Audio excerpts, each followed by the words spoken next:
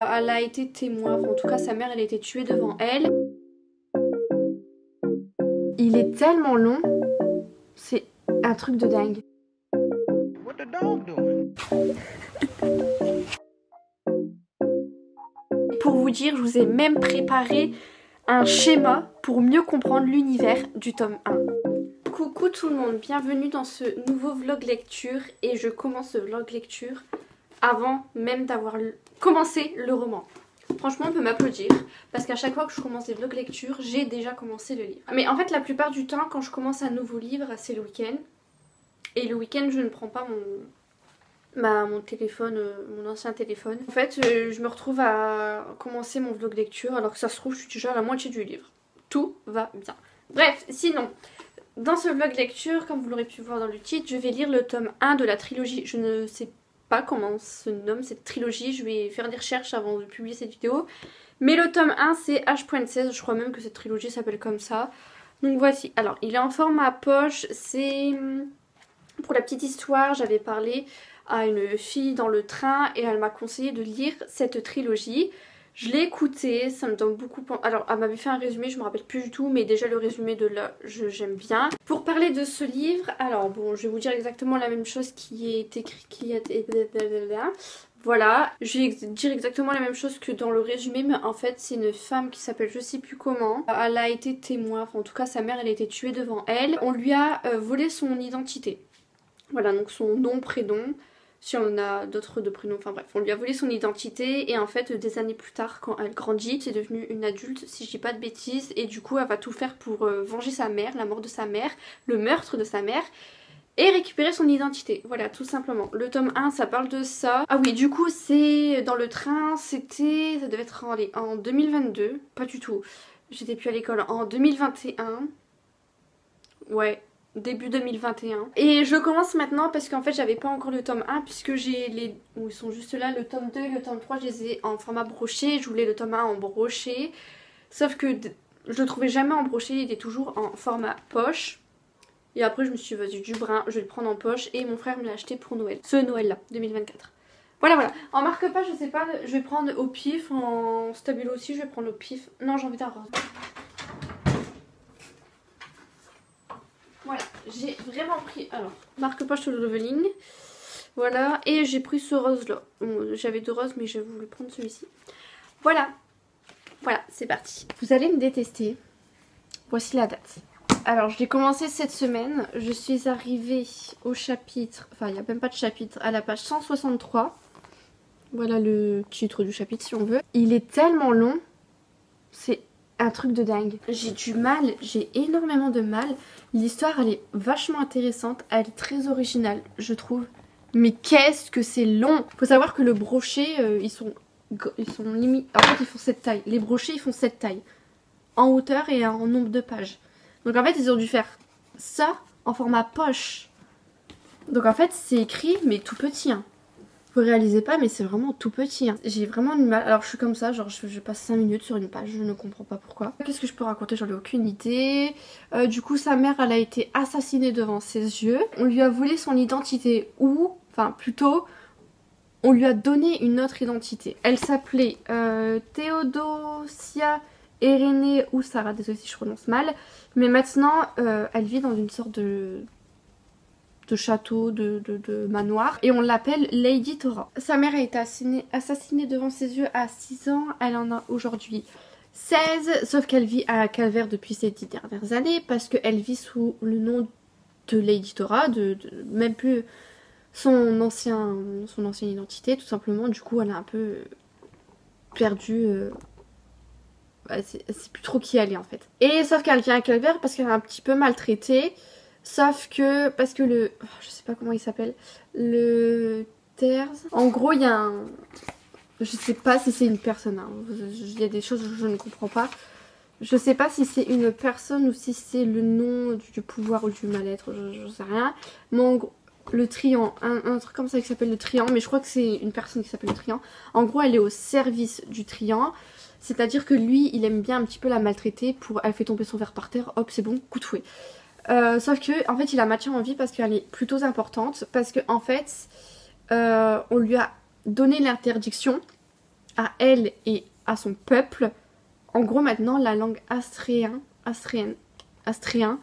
est strictement interdite et en fait la parler c'est une punition. C'est une punition, ça se dit pas trop mais en gros si tu parles cette langue bah t'es puni. Tout simplement et du coup elle parlait tout le temps cette langue. Sauf que 10 ans sans avoir parlé cette langue forcément elle a eu un peu de mal mais elle y arrive quand même puisque bah c'était... Enfin je sais pas, c'est sa vraie langue quoi, enfin c'est c'est elle est super importante parce qu'elle apprend qu'elle est le dernier espoir de son peuple et que c'est la reine des cendres. En gros sa mère c'était la reine, mais forcément c'est sa fille qui est devenue la reine. Du coup elle est prisonnière et il y a quelqu'un qui débarque pour l'aider à s'échapper, sauf qu'elle dit non, je veux t'aider, je veux trouver d'autres informations qui pourraient être utiles. Donc elle avait une chance de s'enfuir sans savoir si ça allait fonctionner ou non. Mais elle a préféré rester pour avoir d'autres informations, quitte à se faire fouetter le dos et avoir une cicatrice en plus. Sans vous spoiler, j'en suis arrivée là. Franchement, je trouve ça vachement intéressant. C'est super bien, j'aime beaucoup, mais c'est long, c'est une horreur. Je n'aime pas. Voilà, j'ai hâte de finir. Genre, je vous jure, avant-hier, je l'ai lu, parce que hier, j'ai pas lu. Avant-hier, je l'ai lu pendant peut-être 1 heure, c'était un calvaire, genre j'avais trop hâte de finir en fait. Je voulais arriver aux 200 pages, mais je me suis dit non, c'est bon. Dès que j'ai fini ce chapitre, c'est bon, j'arrête. Je peux juste vous raconter ça, du coup je vais vous laisser là. Voilà. Désolée.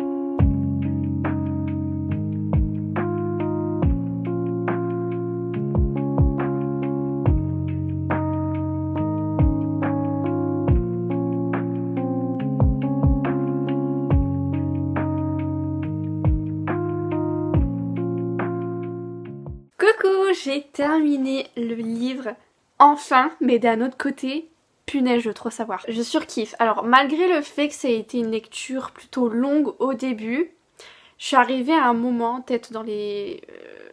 un peu plus de la moitié, 300 pages, j'en sais rien, mais en fait il y a un moment avec Soren.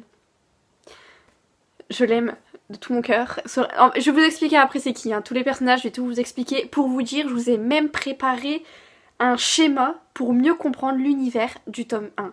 Tout court, enfin de la trilogie. Il y a quelque chose qui s'est passé avec Soren que j'ai surkiffé et en fait c'est à partir de ce moment là où ma lecture elle était rapide.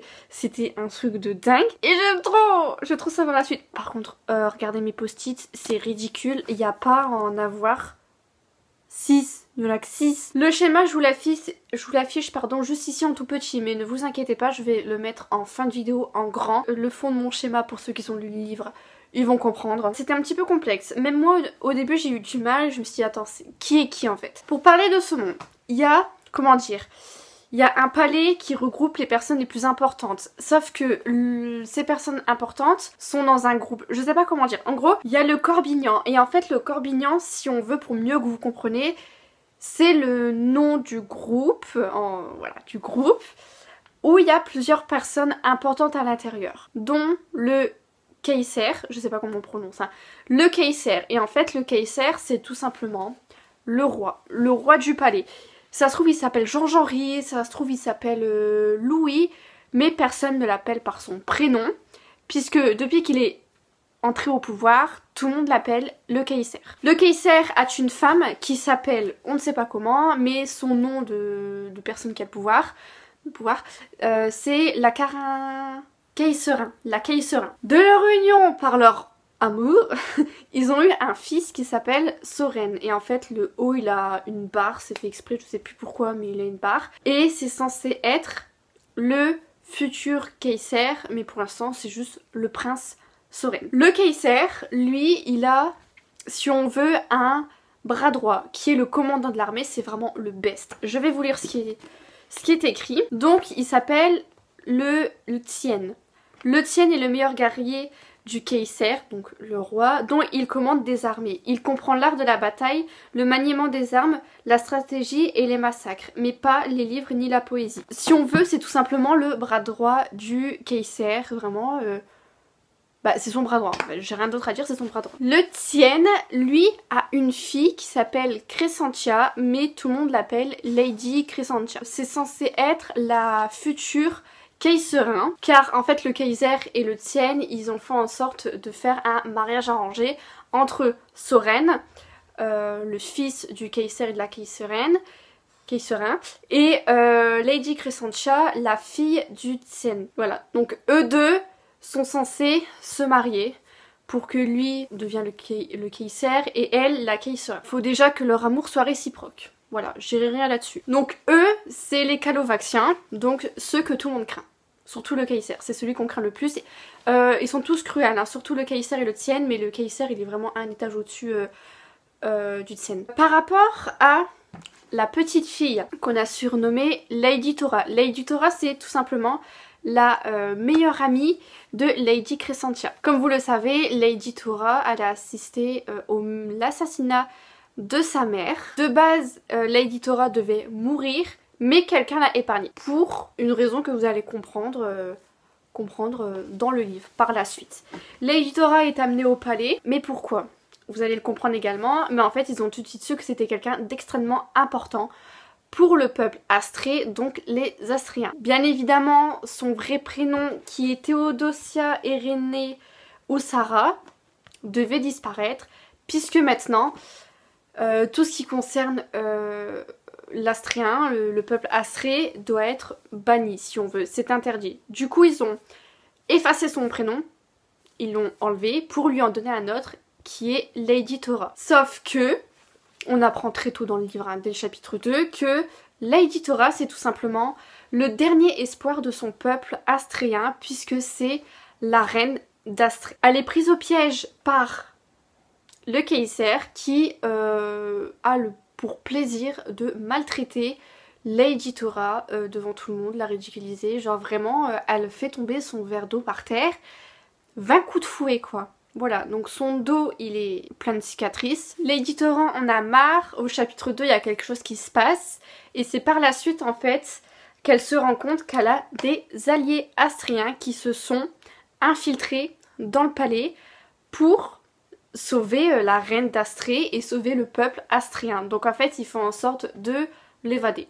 Voilà, tout simplement. Mais qu'est-ce qui se passe entre les Calovaxiens et les Astriens? En fait, si j'ai bien compris, il y a eu une guerre entre ces deux peuples et c'est le peuple Calovaxien qui a remporté la guerre. Ils en ont fait des prisonniers, des esclaves.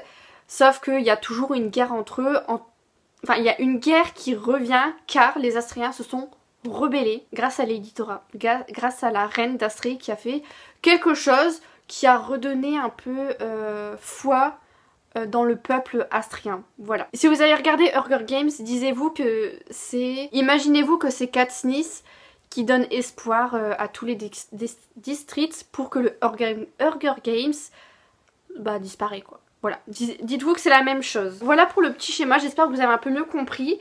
Il y a des choses que j'ai pas mis à l'intérieur que je vais vous dire là. En fait, c'est de la fantaisie, donc il y a des pouvoirs. Et les pouvoirs, c'est sous forme de pierres, des gemmes qu'ils appellent les spérigemmes. Et en fait, il y en a plusieurs. Il y a le feu par exemple, mais je sais pas si le spérigème il est rouge, vous voyez. Sinon, il y a le feu, il y a la terre, il y a l'air, il y a l'eau. Il doit en avoir d'autres, mais je ne suis pas sûre. Et en fait, grâce à ces spérigemmes, il gagne en pouvoir. Donc ça, vous imaginez que c'est mon spérigème du feu. et ben je peux faire en sorte de faire sortir du feu de ma main, par exemple. Et en même temps, ça me réchauffe le corps. Vous voyez, il y a certains qui ont le pouvoir de la guérison. Donc quand Lady Thora se prend des coups de fouet, il y en a un qui est au service du Kaiser, enfin plutôt sous ses ordres, qui guérit Lady Thora, mais pas à 100%. Ça la soigne un petit peu, mais pas à 100%. Ah oui, il y a aussi un truc que j'ai oublié de dire par rapport à la guerre. Puisque les Calovaxiens, ils ont remporté la guerre, et ben en fait, ils ont leur territoire. Si j'ai bien tout compris, si j'ai pas n'importe quoi, c'est ça. J'ai essayé de faire en sorte que le schéma soit clair. Bon là, il est tout petit, je sais pas si vous le voyez bien, mais dans tous les cas, il sera en fin de vidéo. Mais j'espère qu'à l'oral, je l'ai bien expliqué. Mais juste, spoil, Lady Thora, elle est amoureuse de 2 hommes. Lady Thora et Théodosia sont amoureuses de 2 hommes. Mais j'aime les 2, je surkiffe les 2. Je sais pas qui est-ce qu'elle va choisir. Il y a des personnages que je portais un tout petit peu dans mon cœur. J'ai trop peur par la suite. Pour le tome 2 et le tome 3, je crains, je sens qu'il va y avoir des morts. Sinon je vais vous laisser pour cette vidéo, j'espère qu'elle vous aura plu. J'ai mis 5 étoiles, j'ai hésité entre 4 et 5 mais j'ai quand même mis 5 étoiles. Et je vous dis à la semaine prochaine pour une nouvelle vidéo. Bisous tout le monde.